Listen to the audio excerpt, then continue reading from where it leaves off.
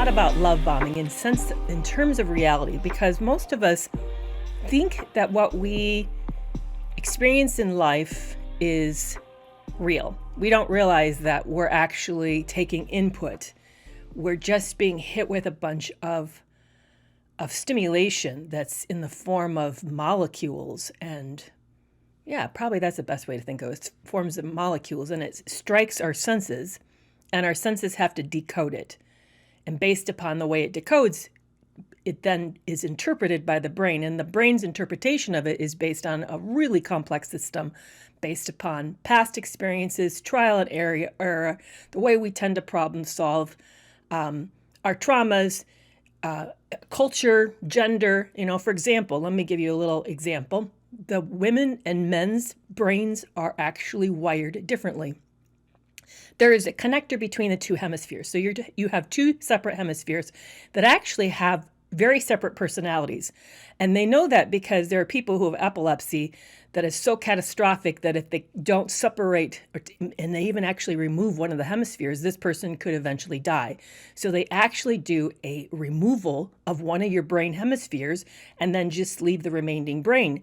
And so what they find, or they'll separate the brains, and what they find is that the person who's the right side versus the left side has very distinct personalities. They actually argue sometimes. They don't always agree and cooperate all that well. It's fascinating. It's utterly fascinating. So the connector between the two of them is called the corpus callosum. Think of like a highway, like an internet highway. Men's tends to be more linear in the way that it processes information, which makes sense. If you think of things from an evolutionary standpoint, if we want to survive and you're a hunter and you're focused on finding prey, you want to tune out everything but your hunt, what you're focused on. You don't want to be distracted by things around you or what's happening back at home. You want to focus on being as quiet as you can possibly be so you can take down the prey. That makes sense. It works evolutionary. That's why women who complain about their husband's loss in the football game, it makes sense because they're focused on the game. They don't notice that the baby's sitting next to their knee crying. Well, women's is more richly connected. It's more interneural pathways. And that also makes sense evolutionary wise too, because if women are primarily for history, if you think back, have been responsible for home, the hearth, children, we need to be aware of multiple information coming in at the same time, or we're going to end up having someone get killed. They'll fall into the fire or something. So it really makes sense why we're wired that way. But where we get into trouble is that we assume the reality that we see is the same for everyone. And therefore, then they should have the same reactions or make the same decisions that we make. And we don't. There's a lot of reasons. And you may have seen the video I posted today about the fallacy of oversimplification. It's actually illogical fallacy, where we often end up thinking there's one explanation that explains everything for whatever we're doing, and there's not. There's multiple explanations of why we do what we do. In fact, there was an article years ago that I read about why did Van Gogh cut off his ear? And the upshot, the ending conclusion of the argument, and this was theorists talking about, well, he could have done it because of early childhood trauma. Maybe he did it because of his relationships with people in the times. Maybe it had to do with his fame. Maybe it had to do with depression. There was all this theorizing about the possible reasons why Van Gogh cut off his ear. But when it really boiled down to was that we'll never know. There were lots of reasons, and a lot of them were correct. It wasn't that one answered everything. It's that lot of it actually corrected. Oversimplification. We tend to oversimplify, which kind of ties me into my platform, which is narcissistic abuse. One of the reasons that victims are often told we should just leave, that it's just as simple as packing up and leaving, is because of that fallacy of oversimplification. We tend to think that because it might be simple in our situation, or we haven't had the similar experiences this person may have had, or we've maybe never encountered having a narcissistic relationship at all, we don't really understand the complexity it might be involved in any given particular situation. And as a result, we then think that what would work for us would then work for them, and why shouldn't it work for them? So let me introduce myself, and then I want to jump into another topic and then tell you all how to ask me questions here because I really want to take your questions, but I want to talk about the 5 stages of love bombing. I know I referenced it last week. It came out of the webinar from Dr. Milston, broke it down. It was fabulous. I've listened to her explanation, I think, 5 times now. I really think I'm getting it. I want to explain it to all of you, so that's where I'm going to go right after I introduce myself. But I'm Dr. Kerry McAvoy. Thank you so much for joining me here today. I'm very excited to be here on this surprise live because I love to do that. And I am, like I said, I'm a clinical psychologist with over 20 years of counseling experience. These days, I primarily mostly focus on healthy relationships, particularly in emotional abusive situations, how to help us get healthy again, how to recognize toxic relationships, how to get out of them, how to begin the healing. I love all of this stuff about related to that. So thank you so much for being here. And you guys are talking a lot about someone named Finn. I don't know him. I should, it sounds like if I'm not following that account, I need to make sure that I follow the account. If you want to learn more about me, I'm everywhere. You can find me on, besides TikTok, you can find me on YouTube with longer content. I also have a Instagram page where I do kind of posts and do that kind of stuff. I post the same videos over in Instagram, but I want to tell you, I'm getting ready to launch a subscription-based opportunity it's going to be on Patreon as well as Instagram, where there's specific posts just for subscribers. You'll have early access to my early YouTube content, so not just the content that's coming out now. You'll get to see it at least a week ahead, and then also you're going to be allowed to have a lot of huge discounts of upcoming webinars. My course, I'm about ready to launch a cognitive dissonance course in a couple months. Anything related to that, I'm going to offer 25% discount to anyone who's a subscriber. And also your questions, I'm going to have you email me questions. And so those questions will go to I'll dedicate a live to those questions, but I also, whenever I see them, I want to take them at top. But if you don't know, I also have subscription-based lives, so you're welcome to subscribe that here on TikTok. But I'm launching something kind of separate, and I'm kind of like right now defining that, and I'm super excited about it. So if that's something that you're interested in, let me know, because I'm going to launch it, and I want it to be very accessible to people. Because I know, as already that's happening here, people have a lot of questions. There's a lot of when you're in the midst of this, you just I remember feeling desperate.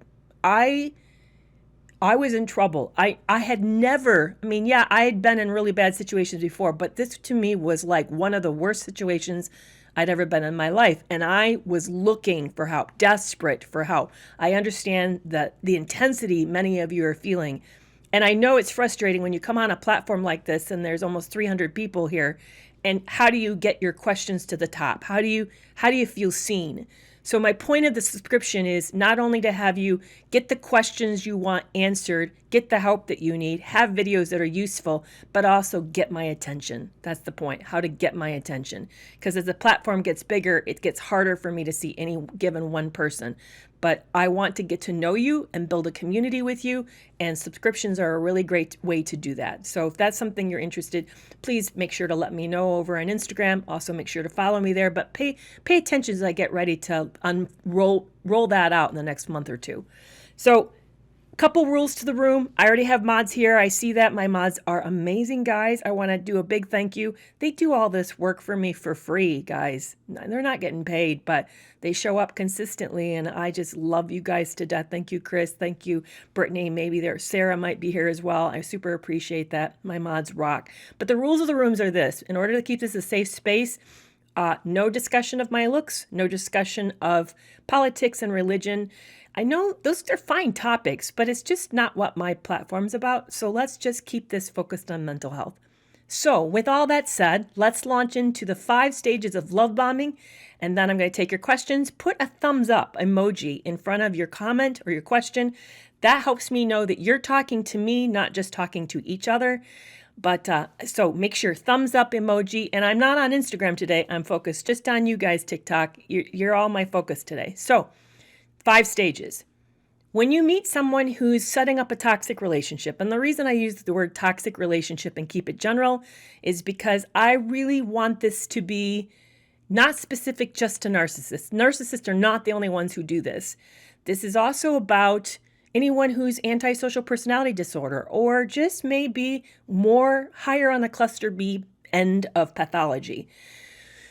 So what they first do when they meet you is they begin to mimic and mirror you. And I know we've talked a lot about this, but I want to give you a little more background why they mimic and mirror you. They're doing something really pivotal, and you'll start to see the whole picture when I get further into it. They mimic and mirror you by agreeing with you and creating a backstory that is very similar to your own. They'll highlight the things that you share in common naturally, but they'll also exaggerate and maybe even lie as a way to create a sense that you are like them, that they are like you. So say that you went to a certain school, they may say, oh, I used to live in that area and I went to that school for a semester. They may or may not, or maybe they just took one class, but they'll exaggerate it so that you suddenly in your mind's eye saw them there on that campus and shared a similar experience with you.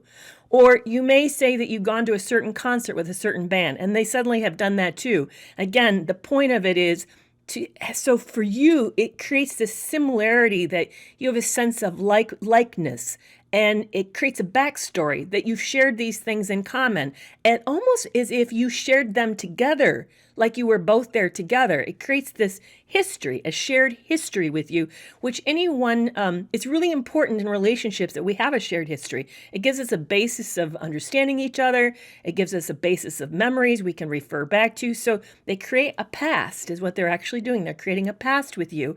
But it also does, we already know that mirroring and mimicking creates high suggestibility, makes you trust them because you feel this likeness, like they're like you. So then you assume that they also understand other things about you because the shared past. So it creates this whole sense of symmetry. Symmetry is what it feels like.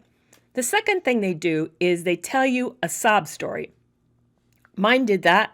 When I did this, I have a bet for you. How many of you can tell me, how many of you had a sob story told you in your first meeting? And over, everybody said, yep, you win, you win, you win. Yep, that's what happens. They'll tell you something shocking, something that you don't expect to hear in a first meeting. It could be a whole wide range of things. It's not necessarily a bad story, but it's startling. Like they had a bad loss. Somebody important to them died. They were abused. They were exploited. Something that's really like, whoa, catches your attention. This does a couple things. One is the vulnerability of it makes you think that if this is how honest and authentic they are, then maybe I can be as authentically honest as well. It puts you kind of almost on a spot of wanting to meet them in vulnerability, which they by the way, that may be a real story or not. I don't know. It's sometimes true, not always true.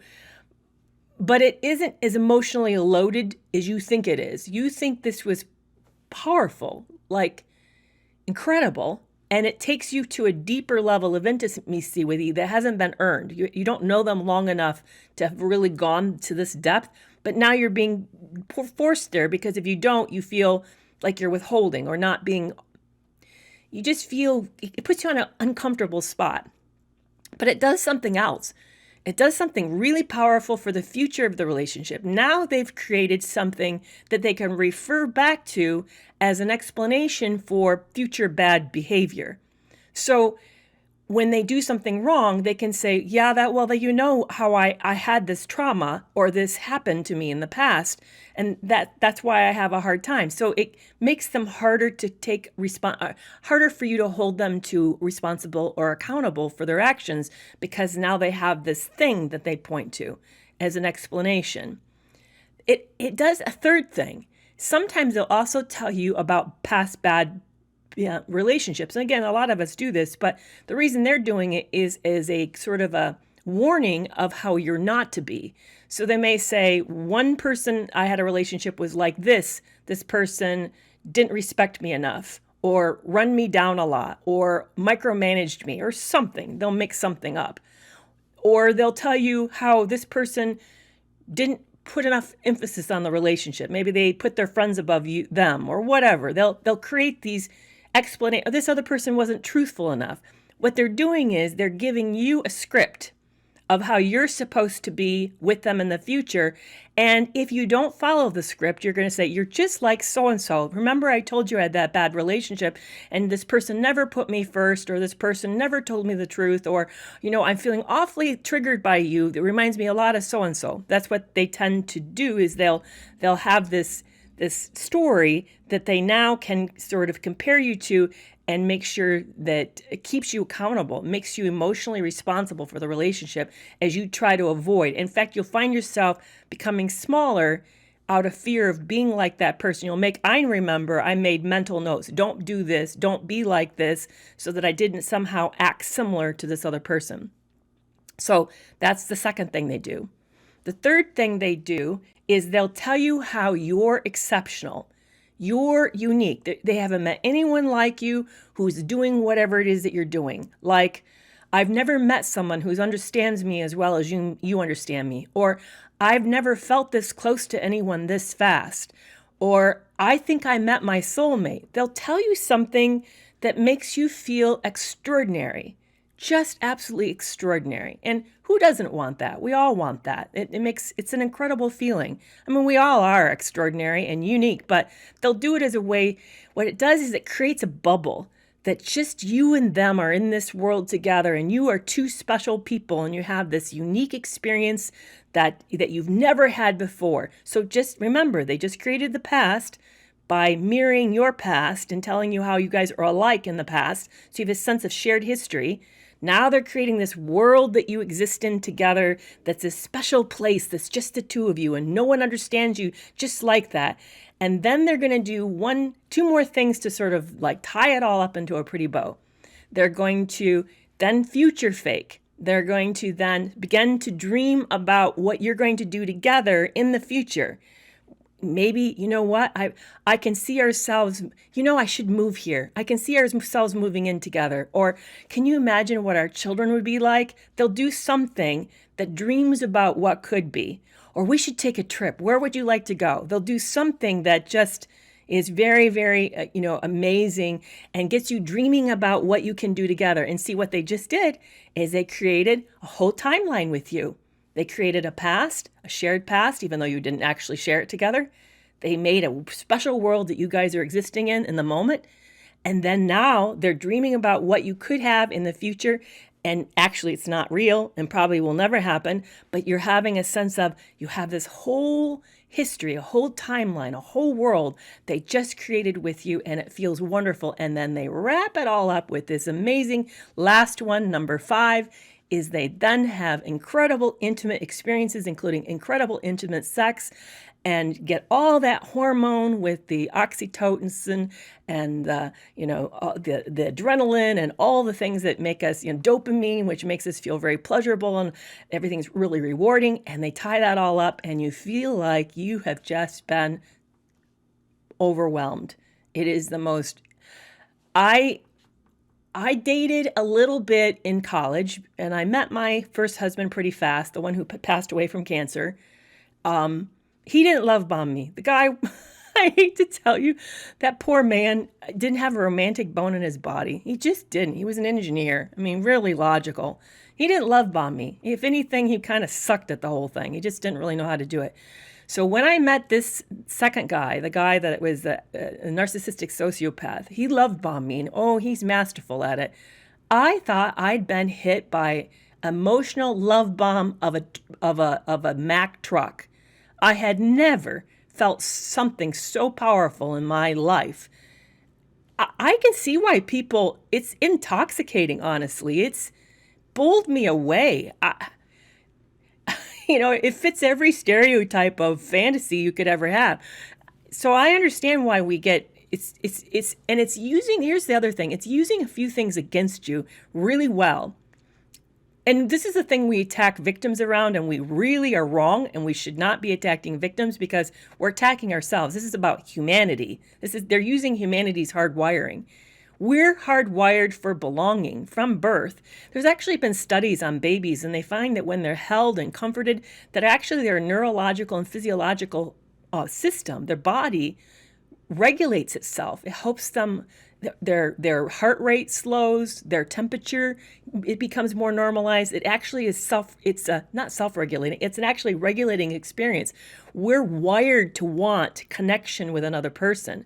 So to have someone get us and emotionally meet us so deeply like that, it kind of connects in with our innate need for this, because it's not just we want to fit in or have relationships. Yeah, that's true. But it actually hits us at a biological level that's very needed. It's very necessary. A lot of us are kind of lonely and lacking that. Our cultures have kind of gotten distant and we're not as close. We don't have the community that we used to have. I mean, I grew up in a dairy farm and a farming community. We used to have neighbors stop by for coffee in the morning and just sit and shoot the bull with my parents in the morning. We don't do that anymore. We live in kind of siloed lives. So a lot of us we may not even recognize it, but we're kind of like emotionally hungry. And this really meets that need very well. And there's nothing wrong with that. We're built for it. We need that. And that's sad that it takes this kind of deliberately toxic behavior to lock in and do that for us. But it also does something else, as we all want to know and feel seen and understood and special. That it may be a little of our own narcissism. Yes, we're all on the spectrum, but it's part of a healthy self-esteem, is to know that you have a unique place in the world. There is only one you in all the universe, and that you matter, and that your needs and emotions and your experiences, everything that makes you a wonderful person matters. And they lock in on that too, and they tie into our innate need for this, and it really helps us feel seen. And as a result, how could we not want that and like that? And how can we not find that really, really powerful? That's why I hate it when people attack us for that. I've actually had people say, so what red flags did you miss? Now, here's another thing.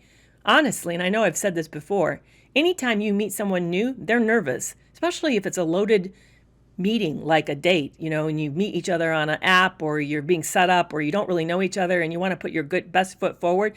You're nervous. You're going to blow it in a few places. It's not going to go perfectly. There are going to be a few red flags, because partly just of nervousness. So we all know that, at some deep level, we're aware of that. And as a result, we don't tend to hold each other that accountable. We tend to give each other grace. We don't sit, if we set at an because I do observation as a living. One of the things a psychologist does in every appointment is I have to listen to what you're saying, listen to how you make me feel in the moment for information, because the way I feel around you tells me something about you.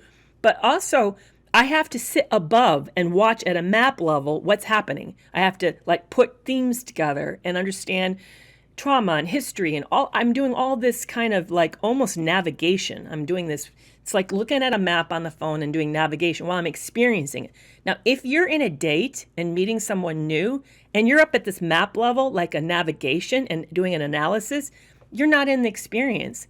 That's like trying to be at your kid's concert with a camcorder or the phone up in front of you and you're taping it. You're not experiencing the experience. You're watching you tape the experience. So you're not really living in the experience. You have to be in the moment. And so a lot of what's happening, we're missing. We may be picking it up, but we're picking it up at a subconscious level. It's happening too fast.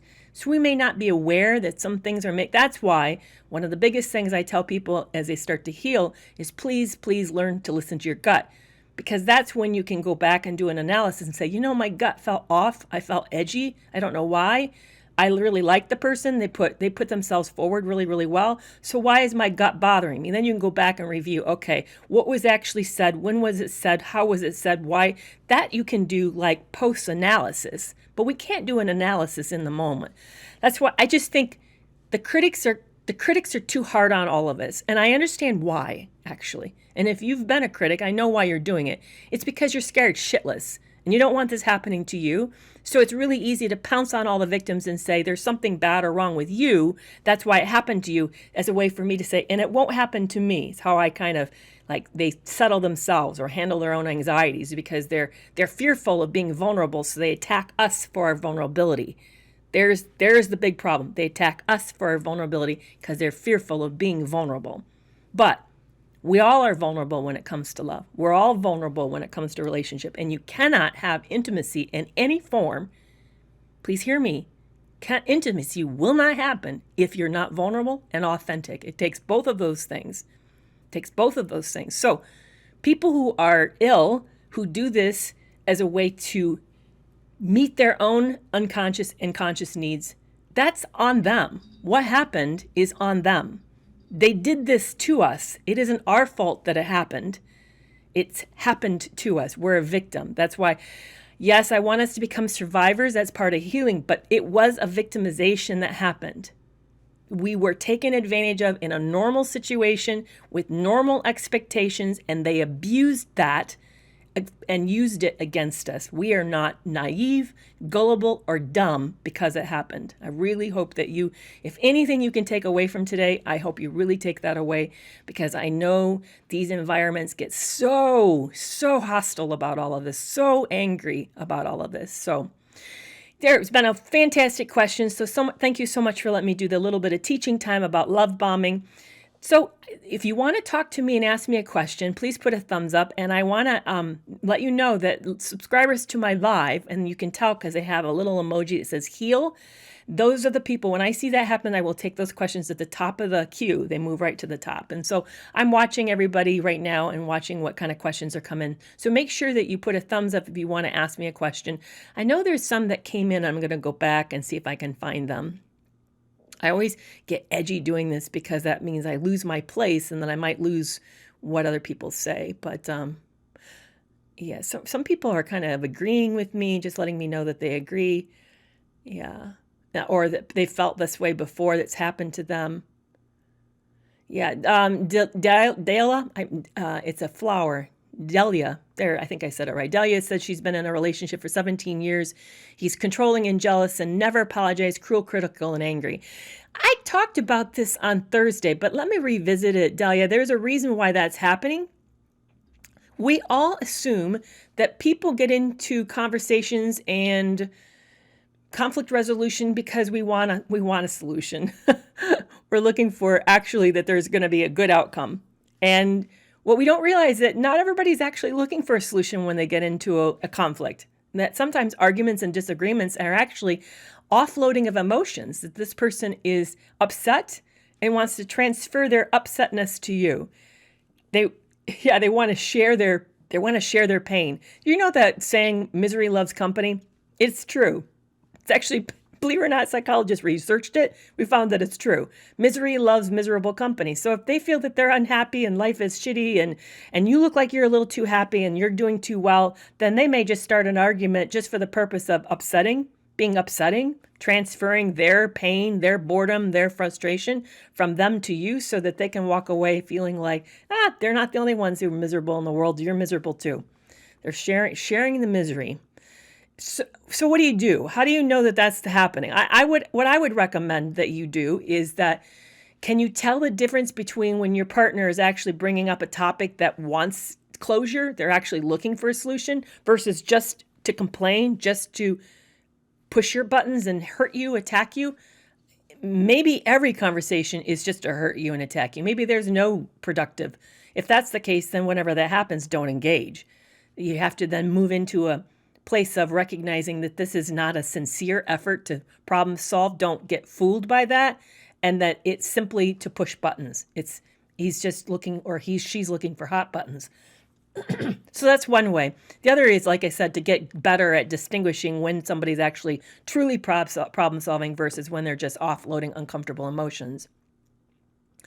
But yeah, it's painful when that happens, and it's really easy to fall into it. And it's not just narcissists who do this, by the way, who have this trouble.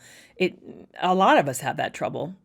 There's a lot of us personalize complaints or problems as if we're being attacked, even when we're not being attacked. I mean, you can make something as innocuous as, can we talk about how to take the garbage out? What? You saying I'm always do it wrong? I mean, there's a lot of people who just personalize. When that happens, they personalize the experience. Make sure you put a thumbs up if you want to ask me a question.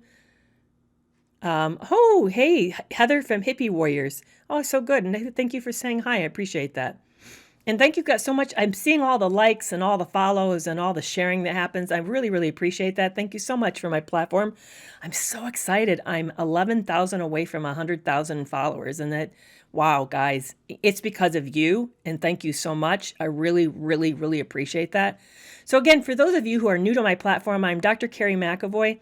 I am a psychologist, clinical psychologist with over 20 years of counseling experience. These days, I'm all about healthy relationships, and I really like helping us to get better with relationships and to have healthier, happier relationships is really important to me. So Kerry, by the way, Kerry, I recognize your name. I've seen your name cross my page in several ways, so I know who you are. Not really, but you kind of know what I mean. And I love your first name. It's awfully special.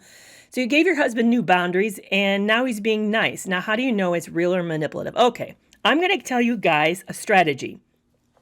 Please never tell your partner this strategy.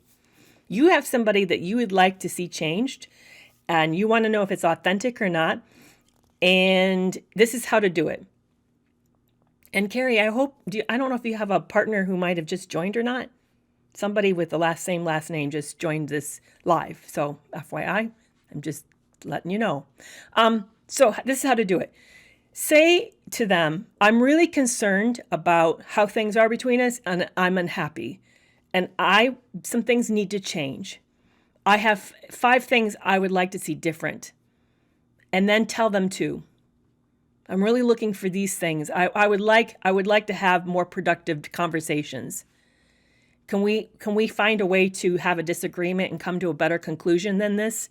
I'm really struggling with the way that we're doing this. It just seems like it's always circular. So these are the things I think that would help. What would you think that would be helpful? And then listen to their points and then try it. Maybe you bring up something else. And then do not share the other 3 or 4. Or maybe even don't say that they exist at all. But in your head, know what you're looking for. Have them clear, write them down, and make them observable. They need to be objective. So that, and now this is a question, how do you know if it's objective? If an outside viewer was peering through your kitchen window, they would know that that goal was met. Like arguments working out and there's clear closure to it, that's easy to see. You guys walk away with a solution. Even if it's agreed to disagree, that's a solution. So it needs to be observable. It can't be things like, I just want to be happier. I don't know what that looks like. I know what it is for me, but I don't know what it is for you. It needs to be, you need to have defined it in a way that your partner is very clear if they're meeting that goal or not meeting that goal. But the problem is, there are 5 things you want different in this relationship. If you tell them all 5, like stop name calling during arguments, they'll just stop doing it. But nothing essentially at a heart level has changed. They'll just do what it is that you want so that you'll get off their back. And then it also takes your argument away so that down the road that they can say, I don't know what your problem is. You told me 5 things to change. I changed all 5. What more do you want? I can never please you. They'll gaslight you around it. So that's why do not ever tell them all that. Just say, some things need to change. Here's the top of my list. And then never tell them the rest of your list. Never, ever tell them. Because if someone's sincerely trying to change, they're going to slow down, reassess themselves, get very serious about what it is that they're doing, and begin to do the hard work. They'll also feel real remorse over the fact that you've been affected and been hurt, and there will be true empathy and sympathy and guilt around all of that. Otherwise, all it is just trying to keep you complacent. It's just lip service so that nothing changes.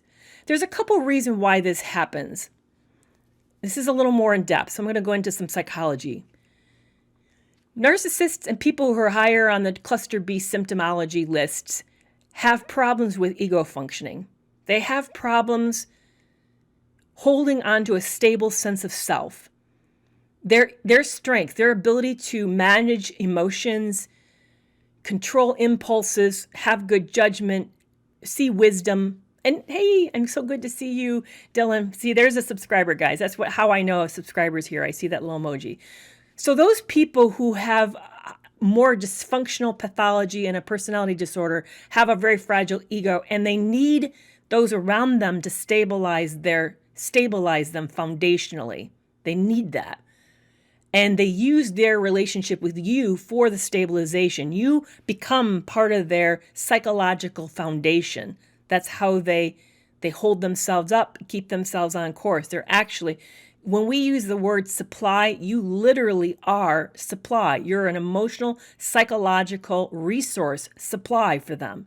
When you begin to change and reduce that functioning for them, when you start to disengage and not react the way that you initially reacted, you are essentially dysregulating them and destabilizing them. And part of what happens is they're going to try to get you back into the way that you were before so that they feel better as a person. So they literally, when you get healthier, you're throwing them off kilter, which they then feel shaky, unsure, not themselves. And then they will begin to put exceeding pressure back onto you in order for you to resume the way that you were functioning before. That's why they don't want you changing. That's why they don't want things changing, because it works for them. It's not working for you. It's destroying you, because we're not meant to have people lean into us like that. Yeah, we expect our babies to do that. And I'm being serious. I'm not being insulting here. We expect newborn children, young children to lean into us for emotional, psychological support, for safety, for all of these variety of modulation of emotions. But we don't expect an adult. Adults should hold themselves up. And when they don't hold themselves up, they drain and deplete us, pulling it out of us. And on top of it, then they do all this abuse to sort of control and keep us in line. So sometimes the abuse is on purpose. It's to degrade you, make you cut you down, make you think you're not all that. But also part of it is just for control. If they keep you off kilter, vulnerable, shaky, then you're more compliable. And then you stay present in the relationship so you don't change the rules so they can keep us available to draw off of. The confusion keeps us compliant. It's sad. So when you start to get healthier and you start to set boundaries, set expectations, you start to emotionally withdraw, you stop offering yourself like that, as a result, they're going to ramp up. It's actually called when there's an extinction phase of behavior. When the behavior starts to stop, slow down, we actually push harder for a while. You'll see worse behavior before it gets better. So I want to warn you about that. Whenever you start to change and get healthier, the people around you are going to start to put increasing pressure on you to make it go back. They want you to revert back. That's called an extinction phase of behavior. They're trying to extinguish bad behavior. So just be aware of that. So you want to know if your partner changed, you're setting boundaries, and they're doing it. What I would say is keep some of the things that you want changed back. Do not tell them all. Tell them that you have some things that need to change around the house, that you're watching for those things. Give them a couple and then see what they do with it. But never tell them the rest, because all they'll do is treat it like it's a list, check off the list, and then they'll say you have nothing else to complain about. They've done all of that list. By the way, I'm guilty of this. I did this. I told my ex what I wanted out of him, and he just met exactly that and no more. And then he came back and made it, the rest of it, all my problem. Yeah, so I know firsthand because I've done it. It's terrible. I've been watching all the comments coming in. Thank you so much for this. I appreciate that. Yeah, they do like lists. I do have a community group. Brittany, by the way, is in there. And so let me describe the community group. One of the things I did not have when I was going through narcissistic abuse was I didn't have support. In fact, as most of us know, they really cut you off from your relationships, cut you off from your friends, cut you off from your family. And plus, those who were around me just didn't know what to say. They tried to help. They wanted to help, but often they minimized or invalidated me. They said I was exaggerating, all those types of things that happen. It's very common. They don't mean to do that. They love us. It's just it hurts so bad to hear it. They don't know what else to do. So I have a private community just for survivors, for men and women survivors. It's called Toxic Free Relationship Club. It's on an app that most people don't know about. It's called Vibely is the app. But if you follow my link, the link takes you to download the app and then gets you into the group. There's 2 tiers, $7 a month and $10 a month. There's a coupon code that gives you $3 off both tiers for 3 months. The difference is for the $7 a month, you get everything, mental health challenges, you get the circles where you can talk to each other. There's also private messaging. It's just a really, really nice supportive group. At a higher level, you also get monthly video chats where we go on like a Zoom call where we can all see each other and we can talk to each other for an hour once a month. So if you think that would be helpful, kind of reduce your isolation, please join us over there. It's an awesome group. Brittany's there with me, and we're really having a fun time. It's super, very, very honest, very transparent, but a very, very safe group. So if you think that would be helpful, I'd love to see you there. I see another question come in that I want to go back to. My ex didn't want to work on anything until I asked him to leave. Yeah, that kind of ties into what I was just talking about, how they use the relationship for stabilization. So they're hoping that all we're doing is complaining, because often we do that a lot. A lot of us do that. We we hope our words will make people change. I mean, how many times have you yelled at your kids, if you don't stop doing that, I'm going to do X, Y, Z. Well, we're hoping just saying that is enough to make somebody do something. Most people know it doesn't work. This is the analogy I use because I grew up in the 60s. So forgive me because I know that's not how we treat our animals these days. But remember, I'm talking about the 60s, okay? In the 60s, it was really common to have a dog, and we kept the dog outside with a doghouse and a chain. Yes, I know most of us these days have dog runs. Our dogs have a backyard and they live with us. That wasn't the philosophy in the 60s, because 60s aren't that far away from farming communities, which dogs were often service dogs or work dogs. And my dad had a hunting dog. So you don't bring that kind of dog into the house, trust me. So his name was Homer. I loved Homer. What my dad had Homer on a chain, and interestingly enough, Homer always used the full length of the chain. So that's what we do that's what we do psychologically. We use the full length of whatever relationship we have. If someone says stop doing it, but they never make us stop doing it, we're not going to stop doing it. That'd be like saying to Homer, just live within 5 yards of that chain, don't go all 10 yards of it. Why would he ever limit himself to 5 yards just because I told him so? He's not. He's going to go take all 10 yards. That's why boundaries are so important. And boundaries aren't nagging. It's not threatening. It's simply exercising a perimeter. You have boundaries everywhere. You have your property lines. Whether you're in an apartment or you're living in a subdivision or you're out in the country, you know exactly where your property stops and another property starts. That's all a boundary is. That video going around and said, women saying that boundaries is an alpha male or masculine. No. My skin is a boundary. That's where I physically might start taking space up. We have psychological boundaries. We have emotional boundaries. We have physical boundaries. It defines you. We just know where you start and I end. That's all it is. It's nothing more fancier than that. And you protect those boundaries. So if you had a neighbor starting to put a new building up and it's on your boundary, you'd say, hey, dude, you didn't buy that. That's my boundary. You need to put your building on your space, not on my space. That's how it works. So boundaries are the same when it comes to emotions. When we say, hey, when you call me a name, you're attacking me. You're actually putting value on me. I don't like it. And I want to be treated with respect. Please don't call me a name. It's just an expectation. You're saying I'm worthy of being treated well. It's not something I want. That's a great question. I know there's another question came in. I'm going to go back and get it. So whoever asked it, don't panic. But Pamela said, is boundaries ever manipulative? Not if you do it right. Not if it's with the right intentions.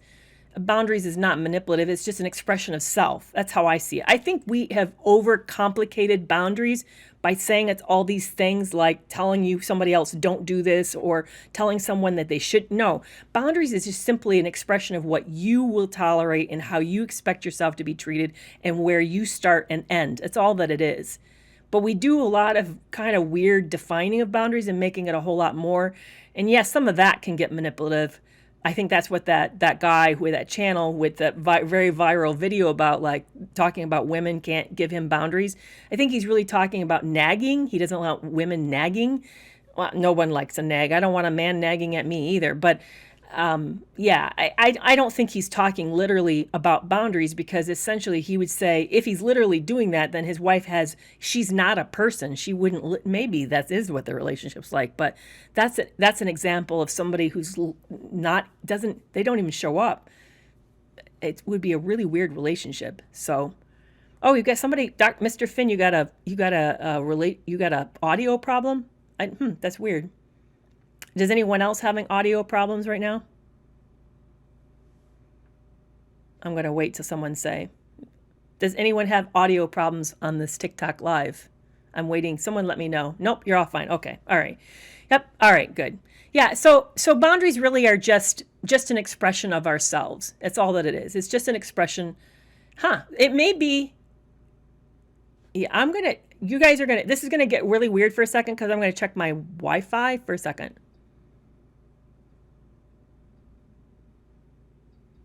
No, my Wi-Fi is fine. I don't know what's wrong. Sometimes my Wi-Fi connects to the wrong thing, and then we get a bad connection, but it isn't on my end. I have a really strong Wi-Fi right now. So I'm sorry that's happening for some of you, but I do tape these, guys. This is being taped right now as we speak, and I replay them. Over on... Oh, I froze because I changed, guys. I left my app and came in. Yes, it paused. Yes. But I said it's going to get weird. It got weird because I checked my Wi-Fi. But I'm good. But I do tape these, and so in its entirety is going to be replayed later, in later time. So if you miss it, I can let you know. There are a lot of really great... So can boundaries be manipulative? No, boundaries themselves are not manipulative, but we can get very manipulative in relationships. We can do that. I would definitely see that happening. I'm going to go back and take another question that came in that I didn't answer before that one that I saw on Pamela. Okay. He discarded me, and now I went no contact, but he's stalking me. That, I know, guys, it is really weird when our relationships do that with us. Why do they not disappear? They don't want us in their lives. Why do they just then not disappear from our lives? And most of us don't ever get our lives are never our own. They're like forever just a part of our lives. And thank you so much, user 69 or 96, whatever, for subscribing. I appreciate that so much. I really appreciate that. Stalking is for a couple things. Luna, I agree with you. It is partly about control. They want to keep you intimidated, but it's more than that. It's way more than that. Part of it is that they also want to... remember I just said there's no one simple answer. There's lots of complex answers. So I'm not going to be able to talk about all the reasons yours is still stalking you, but I'm going to throw out some reasons why, and probably multiple ones of them are true. It's probably not just one, but it's a lot of reasons why they're stalking you. One reason they're stalking you is because they at some deep level are terribly insecure, and they're afraid they're going to do well when you leave them, and they want to confirm that you don't. And hoovering or stalking, in a way, puts stress on you so that you're not free from them, so it kind of diminishes your healthiness and healing, because now you're aware that they're in the background. They're hoping that happens. They want you to feel intimidated and still stressed and hypervigilant to keep you off kilter. Yes, that's back to the form of control. But it also is a form of way to keep you not fully as functional as you could. But they're also trying to do it as a way to reaffirm themselves that you haven't somehow improved and done better now that they're not a part of your life. Because they're afraid of that. They're afraid that you are going to do better. And by the way, you are going to do better once you heal, because they aren't in your life. And it's been shown, research shown, that narcissistic abuse actually causes a decompensation. That's a fancy long word that means you start to fall apart when you're in a relationship with someone who's toxic. It actually shifts your focusing. You start to become poor functioning. It shifts your functioning. You start to become not function as well as you did before. You show loss, degradation in your overall functioning level.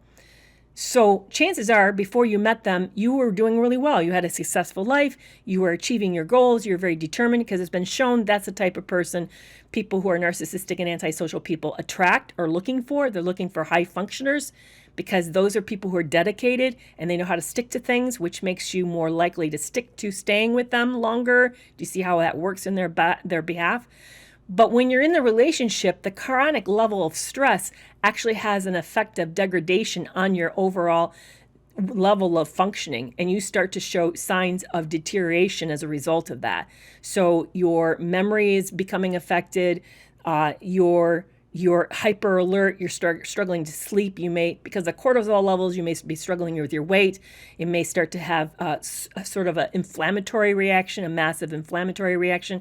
You're going to see actual degradation to you for being in this over a long haul. It's very detrimental to us. And what happens is the outside people think, oh, they were always like that. That's why they got into the relationship. No. The relationship did this to them. They weren't like this before. Now, the good news is you start to heal. You're going to return to your previous level of functioning. But it actually has a negative effect on you. Oh, thank you so much for that. So back to the question. And I'm trying to remember where it's hard. I'm always watching all of this and watching what you guys are saying. So it keeps me off track sometimes. Yeah. Remind me where we're at. What was I talking about? Because I wasn't talking about, now I'm feeling embarrassed. I'm going to turn red there. I wasn't talking about boundaries being manipulative, because that was the last big question. Did somebody else ask something else? But it was, yeah. Anyway, I kind of lost it. But yes, you guys will heal. I do know you will heal as a result of this. Oh, we were talking about stalking. Why would they stalk? Okay, there's other reasons why they stalk. So they stalk to keep you threatened, stay in control, to also continue to exert stress on you, to make sure that you don't function better.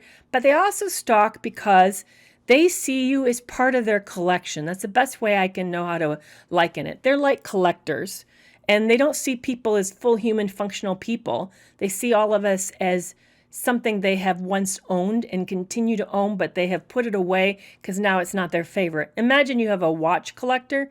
My guy was really into watches. He might have really nice watches and everyday watches, or even watches he's used when he works. He has all sorts of watches. But they would then move on to a new watch. If something new model comes out with a new feature or maybe a new look, they move on to the new watch. But they're going to always keep the past watch as a way to, because they do. They like their watches. That's how you have been. You've become. You have become part of their collection. So periodically they remember you. Think about what it was like. They may draw on just the best parts of it. Maybe even reminisce. Maybe they're in a between supply and they don't really have a next supply lined up. So they'll revisit you and contact you. Out of a clear blue, they'll contact you again and ask how you're doing. Mine liked to do that until I blocked him. He liked to, hey, this is happening when the pandemic happened. Hey, this is happening. Isn't this scary? Hope you're doing well. Just to see what I would do, just to like dust off a car and check it out again, or pull out that watch and try it on again, take it out for, wear it around for a day. So that's what they're doing, is because we don't really exist as a real person. We're just an object. And in their minds, we're always there. I'm debating whether to say this, because this is really like, I know I have an adult audience and we're all adults. One of the self-aware narcissists, I'm going to do it. So here it is. This is a risk with TikTok. You never know what TikTok's going to do. So one of the self-aware narcissists asked this question of a bunch of victims, a bunch of us creators who are in a group together.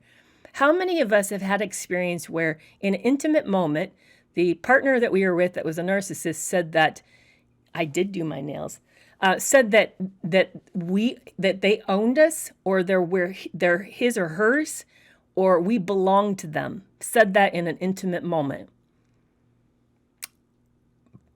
There was a very big quiet.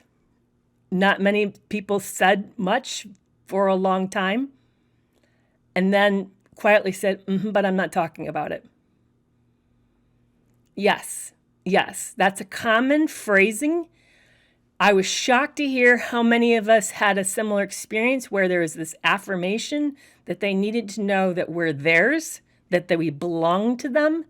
And it occurred in a very intimate experience on a repeated basis. Definitely true about me. It was strange. I mean, I'd been in a long-term marriage with some, before my first husband passed away from cancer.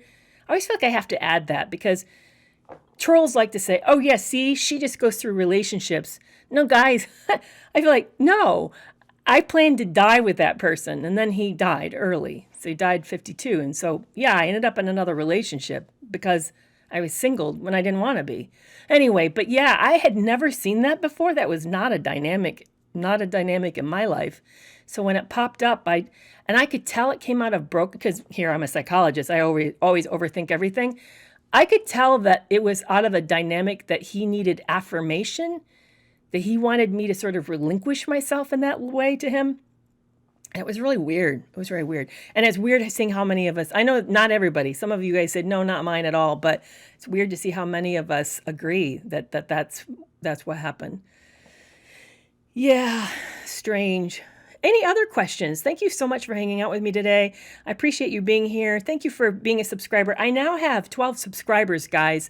So those of you who are subscribers, I'm going to be posting when you're live. I'm going to do a live with you where you can come and ask questions and that you're the focus, especially focused for you.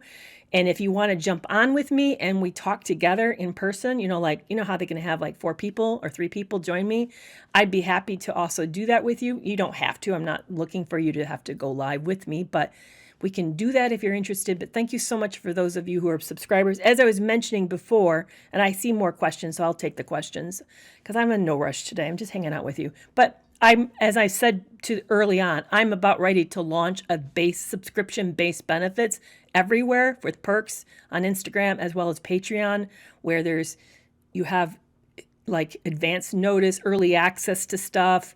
You're going to have posts. You're going to have massive discounts to whatever I do. I'm right now getting ready to reach out. I'm going to reach out to Sandra L. Brown, who wrote Women Who Love Psychopaths, see if I can interview her. I want to see if she'll say yes. And I'm also going to reach out. I'm thinking about Gregory Lester. I know he's not well known. I know you guys don't know who he is, but he is one of the leading experts in the United States. He's a psychologist, leading experts in the United States on personality disorders. He was involved in the DSM-5. So he doesn't have a social media platform, but he is super, super educated. And I know he would answer all your questions related to personality disorders. So as much as he's an unknown to most of you, he would bring in so much expertise. It would be freaking amazing. So he's another person I've been thinking about. I don't know if I'm big enough yet to get a hold of Dr. Bancroft, Lundy Bancroft. I'd also thinking about Bill Eddy, who wrote the book Biff. But if you have other names of people you would love to see me interview, so that will be one of the perks. People who are subscribers on a Patreon and Instagram level are going to get massive discounts to webinars, to my online courses, Dr. Ramani I would love, guys, but I mean, that'd be a stretch. That would be a big stretch. That'd be to me like trying to approach Brene Brown. Would I love to interview Brene Brown? Absolutely. Absolutely. But I mean, to me, that's like superstar level. And that's a little out of quite a bit out of my reach at this point, quite a bit out of my reach. So I'm thinking more, you guys know where my platform's at, what maybe the weight I might carry or I might not carry. So yeah, so that's what I'm hoping. So that's what subscribers, there's 2 levels of subscriptions, which is going to get confusing. There are subscriptions here, which is live based. So subscriptions on TipTop have to do with lives, but I'm talking about a subscription based that is perks for everyone. I will have to figure out a name for it so you guys know what I'm talking about. And that is what discounts, early access, other special things that I'm going to be working on just for you. So I haven't launched that yet, but when I do, I'll let you know that it happens. So you're right. I don't know until I ask. I know. People are asking why do people, 2 big questions I see consistently popping up here today. One is, do I do one-on-ones? Yes, I do, but very uniquely. I don't take ongoing clients. So I'm not looking for counseling clients because I don't counsel these days. But what I do is I offer private one-on-ones for one consultation. So you come in with a question. You have something you really want. Maybe you want direction. Maybe you want affirmation, whether or not this is a narcissistic abusive situation. You're looking for something. You have an issue that you want a professional opinion on, and I do have those. You can book a session through the link in my bio for that one time, but I don't take ongoing patients. So I'm not coaching. I'm not looking to coach anyone, but I can direct you. One thing that I can do is I can let you know if you're struggling with something and then give suggestions of treatment options you might want to be thinking about, people to consider. Sometimes I know people in the various parts of the country who might be taking clients. It might be a good fit for you if you're having a hard time finding a therapist. All of that. I can definitely help with all of that. So if you want something like that, you can book through the link in my bio. Another big question is, so Jade asked a question, and she's a subscriber. She asked, are covert narcissists and high-power jobs more dangerous? Everyone believes that he's the victim. They are so good at that, by the way. It's called DARVO, D-A-R-V-O. It's deflect, attack, reverse victim offender. That's what they're doing. So they deflect, they attack, they become the victim, and then they accuse you of being the offender. It's a very common technique. I think some people actually study up on it and learn how to do it.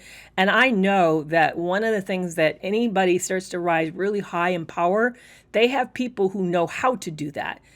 That's why politicians are so good at never being held accountable, is because they have teams who are sophisticated in this use of psychology as a way to deflect any complaint, any problems. That's why, yeah, we all know that. Isn't it frustrating? You see people get away with very bad things that they shouldn't be getting away with, that you know that if it was you, you'd be in prison for that, and yet they get away, and it's because they use these very sophisticated strategies, these very dark psychology techniques as a way to do that. Yes, narcissists are attracted to positions of power, absolutely. So you're going to see more of them in politics, more of them in the media. You're also going to see a lot of them in very high positions. Here's another sad thing I had heard, and I found it to be true. Watch for this. You see a powerful movement pop up, any powerful movement, the minute it starts to have a voice and gains traction, toxic people will come in and try to take it over and make it theirs. They will move in and ruin the point and purpose because they're attracted to the power of it. And if you watch the transitions of big, like, movements, I'm trying to think of another word, you'll see that happens. You'll see it happening, you'll see when it happens, and you'll kind of see how it's happening. It's very interesting how they do that. Another question that's coming in a lot today is, do narcissists cheat? Or do all narcissists cheat? Why do narcissists cheat?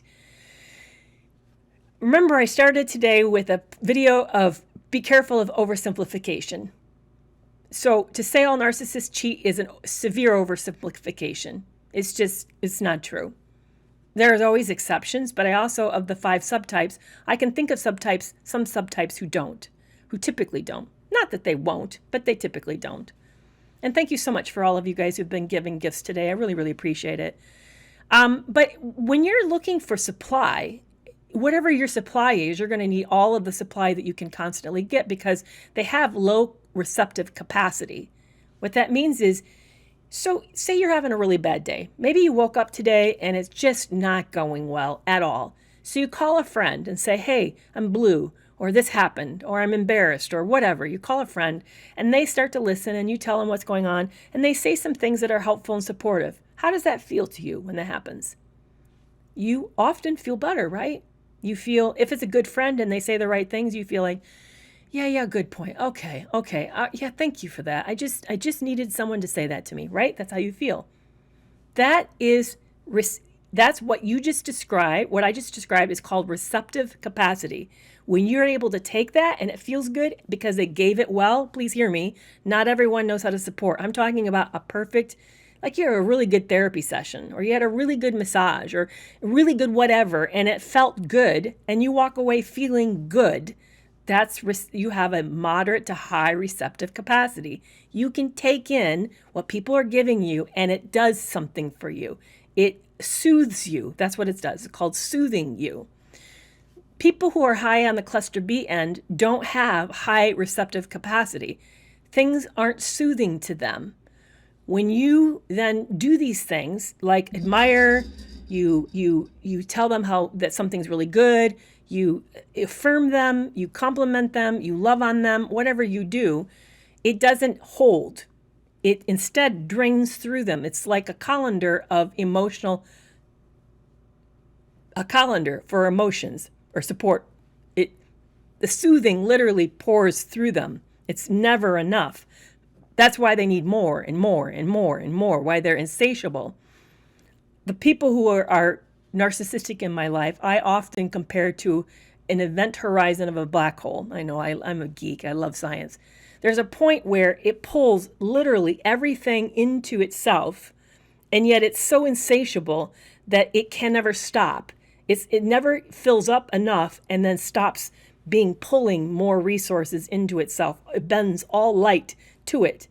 To me, I think that's the perfect description of a narcissist, a very pathological narcissist, that they're bending all the need, all the focus, all the admiration, everything into themselves, but it never fills. It should fill, but it never fills. It just consumes it, and they need more and more and more and more. Well, there's only so much any one of us can do, and plus, just with time, if you don't truly love someone, a grown-up, mature love that appreciates who this person is, and you have a commitment, it's sacrificial, and you know that love isn't a feeling, it's an experience. That's what truly love is. But if you don't know that, then people get boring to you. Then once the newness is off, the infatuation disappears, the hormone levels kind of drop back into normal, and they can't shift into a committed relationship, then it gets boring, and that person is no more interesting than anyone else. And as a result, you move on. You move to the next person and start the whole process over again. You're going to start all the this, amazing feeling and all this, dopamine and all this incredible stuff and this dreamlike fantasy of I met the perfect person. You're going to do all this repeat again with a new supply, and you'll do it again, and you do it again, and you do it again, and you do it again, because you're insatiable. You cannot be filled. You're like an example of a black hole in our life on Earth. That's what it's like. So cheating is just another great way to do that. I don't get it. The second guy that I was in a relationship with is a massive serial cheater. He's actually at a level of, he's predatory. He compares himself to a wolf, and he's always on the hunt.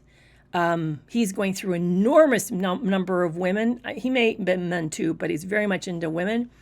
And he called women meat, by the way. He really, it was sick. He was insatiable. And there wasn't enough. There just wasn't enough. And it was really, really sad. It's super sad. I feel bad because there's a whole level, when you stop and think about it, there's a whole level of depth, emotional depth that happens in a mature relationship. You get to explore nuances of yourself, nuances of this person. You get to find your brokenness and their brokenness. It's just amazing. There's a level of comfort, like safety, like just being yourself, where you can let your guard down. They don't experience that. To them, when it gets to that level, it gets boring and they move on. I just feel really, really sad. It's not I don't envy that lifestyle. I don't. And I don't know how they can do it, because it's not the way I work. I don't know. I feel very, very, yeah, they will justify why they cheat. To them, it's sort of, and it's often stupid reasons. It's just things they pull off the top of their head. There isn't a good reason. I don't think they actually know why. I think if you asked a narcissist what supply is to them, why they need it, it would be like me asking you, why you wanted affirmation. It's really hard. In fact, you're trained as a psychologist. I bet this is an interesting thing. This is something to share, what psychologists don't do. We're trained not to ask the question why. I bet you didn't know that. We're trained to ask you how, what, where, and how much. We're told don't ask why. It's an abstract question. It's extremely hard to answer because there's never one reason. There's lots of reasons. And you put people on the spot, and they don't really, often they'll just stare at you like, they'll say this, I don't know why. or just because. If it's a kid, they'll say, just because. Why did you do that? Just because. So that's why don't ask your kids why they do it. Say things like, don't do this. Just set a limit. Don't do this. It's best that you don't do this. Just do that. Because people can't answer why. I know they don't know why. So yeah, thank you for hanging out with me today. I appreciate it. I'm going to take one more big question. We just kind of answered supply. What else would you guys like to know besides about supply, why they need supply? Kind of like talked about that just a second ago.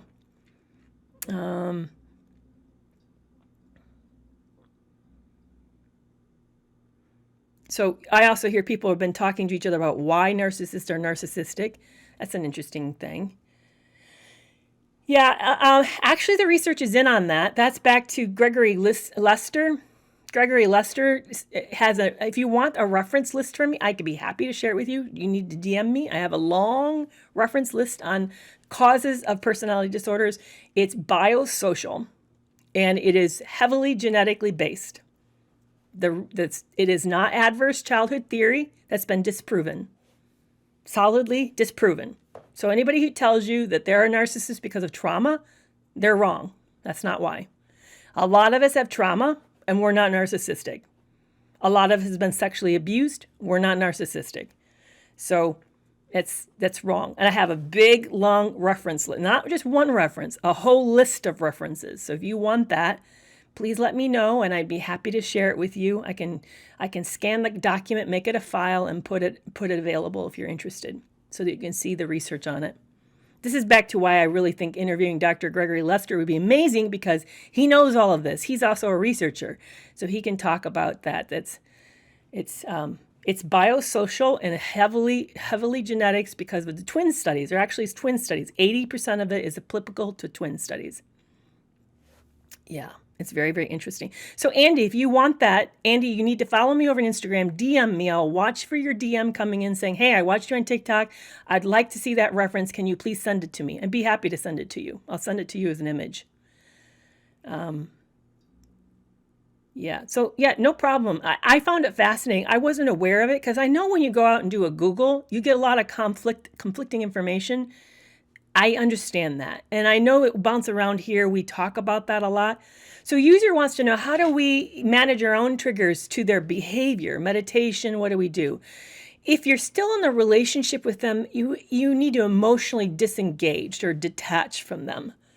And I'm actually telling you to start to separate emotionally from them, from the relationship, because a healthy relationship requires engagement and attachment. So I'm essentially telling you bad advice for a healthy relationship.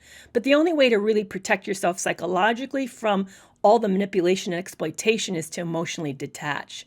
Now, if you're post-relationship, the way to handle your triggers is begin to do that. You need to, by the way, you cannot, I want to warn all of you, I heard this out of several trainings. This is actually not me. I'm telling you what researchers are saying who are working with lots of victims in this field and what they are finding. You aren't going to be able to heal very well when you're in the relationship. You need to exit the relationship for your healing to really start. Once you're out of the relationship, then there are some things that you can do that will start the healing.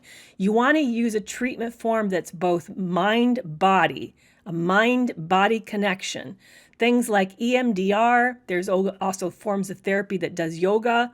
There's lots of therapy. Internalized family systems treatment is another kind of mind-body experience. There's lots of different kinds, but you want to see someone who's trauma-informed and does this integration. It's really important. I think also it's critical that you're in a relationship with other survivors who can provide safe support, a good holding environment for you so that you can really process the trauma and not burn out the people in your closest to you, because we all know how important talking about this is in the beginning. It's very, very important that we get to process it, say it aloud over and over and over. It also is helpful. I've found a lot of help with writing, using journaling, or doing other ways of interacting with the memory and the experiences like art, dance, body movement, journaling, writing, all those types of things are very, very helpful in helping you heal. Those are some ideas on how to help you get to the place where you're starting to do better. Great question. Thank you so much. Why do narcissists rage or intimidate or control and distract and control? It's back to their ego functioning, the fact that they're very much struggling to be stable, psychologically stable, that they then do all of this as a way to stabilize themselves instead of them holding it's. Let's say, using another example, if we there's something you find, think of something that you don't do super well on. Maybe you struggle with impulse control. Let's pretend that you have a hard time not spending money when you're feeling stressed, and you know you shouldn't do that, but you really have a hard time. And you want to learn a new way of doing it. So sure enough, you're stressing. There's a big deadline at work. One of your kids has been sick, and you've got extra household stuff going on at home. Maybe you and your partner aren't doing so well. You're under a lot of stress, and you suddenly find yourself perusing through whatever it is that you do to start to look to buy something. Notice I don't go into stores to shop, so I would be on my phone looking through Amazon or something. So you find yourself doing whatever it is, looking through magazines, catalogs, maybe it's shopping, maybe it's walking or window shopping, but you already know that this is a sign that you're about ready to do the behavior you don't want to do, and you need to get a hold of it. How hard a work is it for you to use that, find a new way to handle the stress than the one that you are already doing?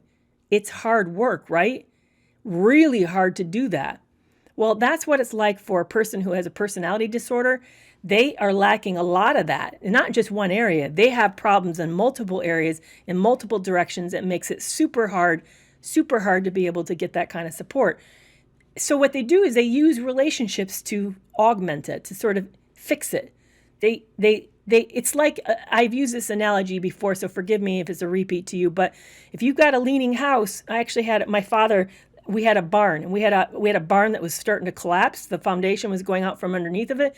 I saw him jack it up, put a jack underneath of it, and actually hold the barn back up, level it back out with a couple jacks. That's what people who are dysfunctional are doing. They're leveling out their unstable personality, their unstable ego, by utilizing people to do it for them, to do that for them. It's very, you find my analogies funny. Yeah, but it works, right? So that's what they're using you for. And it's hard work for them to find new ways to do it, because we're talking massive components of their personality. Like, how do you handle the sense of shame that none of us are perfect? None of us are perfect. And we all have to grapple with our imperfection and our failures and not let it swamp us. That's one of the things they don't do well. They don't know how to not have it swamp them. It literally swamps them. It overwhelms them. And it's detriment. So we're asking them to fix that, to stop doing that. Yeah, Dr. Lester says that personality disordered people are born deficient. They have personality trait deficiencies. And they've learned to compensate by using immature mechanisms like denial and compartmentalization. And these are defense mechanisms we all use. That's true. But they're relying on them too heavily. They should have outgrown them and learned more sophisticated ways, and they don't. And then they utilize the relationships and manipulate people in the relationship as a way to keep people in line, in place, to hold themselves up. They're actually physically leaning into you. There's a great exercise. This is something to do with your partner, okay? So, and if you do it, let me know what you think and how it goes. This comes out of the book called The Passionate Married by Dr. Snarf, and I will end on this example. Dr. Snarf calls it the hug, and he does this for 10 minutes, guys. Have you ever hugged anyone for 10 straight minutes? It's long-ass time. It's very uncomfortable, psychologically uncomfortable. So do it for as long as you can. If you can't do it for 10 minutes, no worries. So have your partner, or it could be even your kids or anybody, your mom or anybody, have that person come up and give you a hug. And then don't move out of the hug. Stay in the hug. And then start to notice some things. Who's leaning into whom? Are you holding their weight up, or are they holding your weight up? You're going to also start to feel awkward, and you're going to shift your weight. How do you both handle that? What's it feel like to be this close to somebody? When do you start to feel edgy, and how do you cope with the edginess and uncomfortableness that you feel? See, that edginess you're feeling is what it feels like to be psychologically intimate with somebody. You're in their space, they're in your space, you're feeling thrown off, and it's uncomfortable. Dr. Schnarch is Schnarch.